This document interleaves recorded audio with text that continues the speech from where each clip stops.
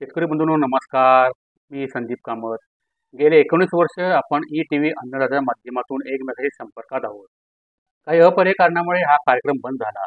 म्हणून मीच माझे स्वतःचे यूट्यूब चॅनल महाराष्ट्राचा अन्नदाता घेऊन येत आहे. यामध्ये जसे आपण अन्नदातामध्ये कार्यक्रम पाहत होतो त्याप्रमाणे सर्व माहिती मिळेल. यामध्ये शेतीविषयक माहिती, ॲग्री अलाइड ॲक्टिव्हिटीज, डेअरी पालन, मत्स्यपालन, याचबरोबर फळबाग लागवड अनेक याविषयी माहिती आपल्याला मिळणार आहे.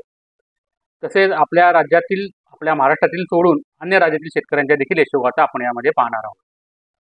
आता उन्हाळी हंगाम सुरू होणार आहे. या हंगामामध्ये अनेक पिकांची लागवड आपण करतो.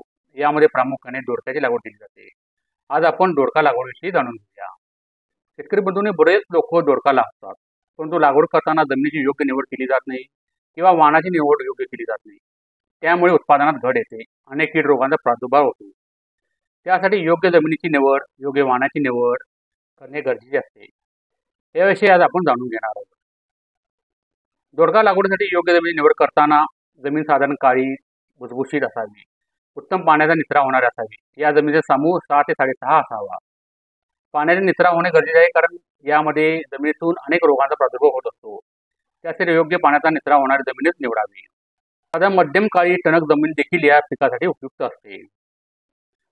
परंतु क्षारयुक्त जमिनीमध्ये हे पीक घेऊ नये. 50% पर्यंत क्षार असल्यास हे पीक येऊ शकते. हे पीक घेताना मुख्यतः सरीवरंबा पद्धतीने आणि मांडवावर घेतले जाते. सरीवरंबा पद्धतीने घेतल्यावर यावर अनेक किडींचा प्रादुर्भाव, रोगांचा प्रादुर्भाव होतो. यासाठी मांडवावर पीक घेणे गरजेचे असते. साधारण फेब्रुवारी अखेरपर्यंत या पिकाची लागवड आपण करू शकता.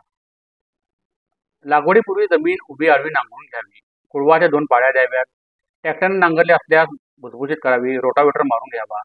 यामध्ये हेक्टरी 15 ते 20 टन कुजलेले शेणखत मिसळावे. त्यानंतर बेड तयार करावे. सरीमध्ये अंतर 1.5 ते 2 मीटर ठेवावे व 2 वेलीमध्ये अंतर साधारण 50 ते 70 सेंटीमीटर ठेवावे. यामुळे वाढ चांगली होते. लागवडीसाठी साधारण 1 ते 1.5 किलो बियाणे लागते. दोडका पिकासाठी साधारण 30 किलो नायट्रोजन, 20 किलो फॉस्फरस आणि 20 किलो पालाश प्रति एकरी दिली जाते. मध्ये नायट्रोजनची मात्रा 2 हप्त्यात विभागून दिली जाते. संपूर्ण स्फुरद आणि पालाश लागवडीपूर्वी दिली जाते. लागवड केल्यानंतर हलके पाणी द्यावे. 10 ते 12 दिवसात रोप उगवून येते. रोप उगवून आल्यानंतर त्याला हलके पाणी द्यावे व आजूबाजूचे तण काढावे. रोपाला साधारण 5 पाने झाल्यानंतर त्याला काठीचा आधार द्यावा व रोप मांडवावर चढवावे. काही ठिकाणी शेतकरी काठी पद्धतीनेही लागवड करतात. त्यासाठी काठीचा आधार द्यावा व झुडूप करावे. साधारण लागवडीनंतर 45 ते 60 दिवसानंतर उत्पादन येण्यास सुरुवात होते.